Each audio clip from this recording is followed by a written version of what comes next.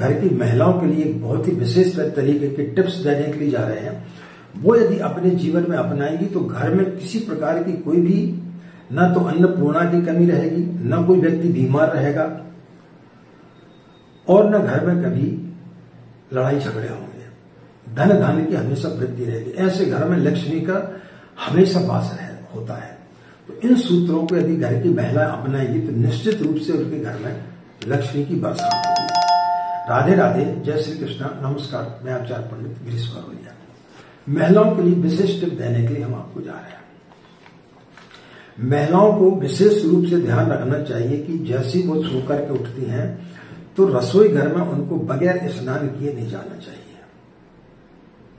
पहला, रसोई घर में बगैर स्नान किए कभी भी प्रवेश नहीं करना चाहिए। जब आप रसोई घर में प्रवेश करते हैं तो पहले उसके चौखट को आप प्रणाम करें। ये सब भाव की चीजें रहती हैं।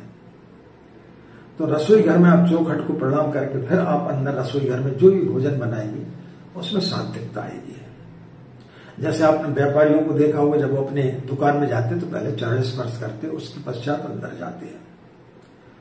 तो रसोई घर से सारी चीजें जुड़ी हुई हैं। रसोई घर में पूरे नवग्रह का प्रभाव रहता है। रसोई घर में कभी भी चप्पल इत्यादि पहन करके नहीं जाना चाहिए।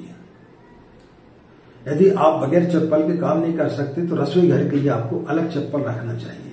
जिन चप्पलों से आप पूरे घर में घूमते रहते हैं उन चप्पलों को आपको रसोई घर में प्रयोग नहीं करना चाहिए।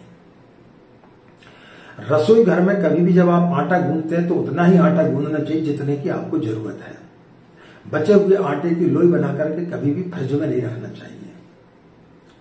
बासा खाना कभी भी फ्रिज में नहीं रखना चाहिए। रसोई घर हमेशा साफ रहना चाहिए। घर में यदि आपकी जवान बच्ची है तो उसको कम से कम 1 घंटे रसोई घर में आपको जरूर उसका समय व्यतीत कराना चाहिए। जब आप भोजन की प्रक्रिया चालू करती हैं तो एक बहुत ही बेहतरीन चीज हम आपको बताने के लिए जा रहे हैं। उस प्रक्रिया को जो भी बहनें हमारे वीडियो को सुन रही है वो यदि इस प्रक्रिया को अपने जीवन में अपना लेंगी तो उनके घर में कभी भी अन्नपूर्णा की कमी नहीं रहेगी, लक्ष्मी की कमी नहीं रहेगी। घर में कभी भी लड़ाई झगड़े नहीं होंगे, कभी भी तलाक की स्थिति नहीं आएगी। लक्ष्मी की कृपा सदैव बरसती रहेगी।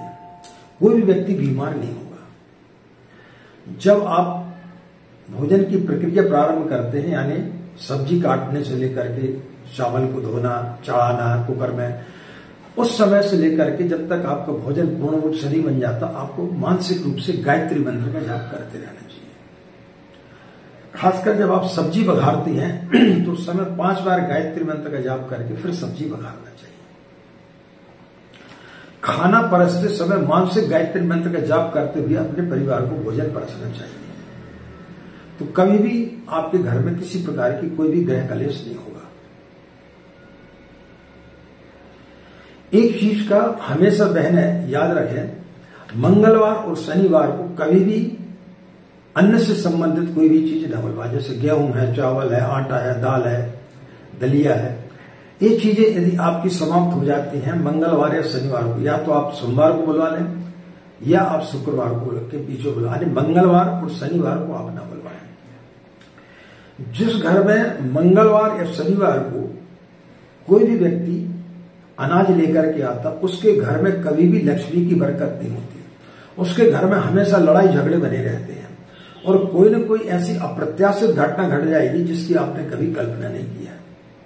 आपको अचानक पता चला कि आपके बच्चे का एक्सीडेंट हो गया या आपके कोई करीबी रिश्तेदार की मृत्यु हो गई, यानी कोई न कोई दुर्घटना आपके घर में घट सकती है। इसलिए इस चीज का विशेष रूप से बहनों को ध्यान रखना चाहिए कि मंगलवार और शनिवार को कभी भी अन्न से संबंधित कोई भी वस्तु नहीं बुलवाना चाहिए। अशुद्धि अवस्था में कभी भी रसोई घर में प्रवेश नहीं करना चाहिए। यदि आपका मासिक धर्म चल रहा है तो उस समय आप रसोई घर में प्रवेश न करें। अब यदि आपके घर में और कोई नहीं है, पति पत्नी दोनों रहते हैं, ऐसी स्थिति में कई बार क्या होता है, तो फिर आपको जो है चौखट रसोई घर के अंदर प्रवेश करने के पहले वही खड़े होकर के आप 5 बार गायत्री मंत्र बोलें, ईश्वर से प्रार्थना करें और उसके पश्चात आप रसोई घर में प्रवेश करें। माताओं बहनों को चाहिए कि पहली रोटी जो है वो गाय को देना चाहिए। यदि आप बड़े शहरों में रहते हैं जहां पे गाय का मिलना मुश्किल होता है, वहां पर कम से कम जो है आपको माह में एक बार गौशाला में जाकर के गायों के लिए भोजन कराना चाहिए। 15-20 रोटियां बना करके ले जाए और फिर वहां पर गायों को रोटी खिला दें। यानी पहली रोटी आपको गाय को जरूर खिलाना चाहिए। गाय की सेवा करने से, जिस घर में लोग गाय की सेवा करते हैं उसके घर में धन धान की वृद्धि होती है, अन्नपूर्णा की कभी कमी नहीं रहती। खाना परसते समय बहनों को चाहिए कि वो मानसिक रूप से गायत्री मंत्र का जाप करते हुए अपने परिवार के लोगों को खाना परसे। जब आपका भोजन तैयार हो जाता है तो थोड़ा सा आप एक उपले में, कंडे में भोजन की थोड़ी सी भाग निकाल लें और उसकी 5 आहुतियां गायत्री मंत्र बोलते हुए उसकी आहुतियां दे दें। उसके पश्चात फिर भोजन परसें।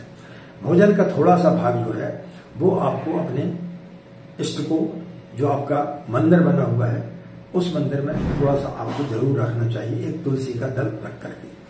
तो जिस घर में बहनें इन सब चीजों का ध्यान रखती हैं उस घर में कभी भी अन्नपूर्णा की कमी नहीं रहेगी, उस घर में कभी लड़ाई झगड़े नहीं होंगे, कोई भी व्यक्ति बीमार नहीं होगा, उस घर में कभी अकाल मृत्यु नहीं होगी, लक्ष्मी की कभी कमी नहीं रहेगी, किसी प्रकार का कोई भी जो है उस घर में कर्ज नहीं होगा, व्यापार में धन धान्य की वृद्धि होगी, व्यापार में वृद्धि होगी, घर में सुख शांति रहेगी, बच्चों का पढ़ाई में मन लगेगा। बस सभी लोगों के मन में सकारात्मक विचार रहेंगे, कोई भी नकारात्मक ऊर्जा उस घर में कभी भी प्रवेश नहीं कर सकती। तो ये चीजें बहनों के लिए याद रखेंगे तो निश्चित रूप से बहनों के लिए बहुत बेहतरीन टिप है। और यदि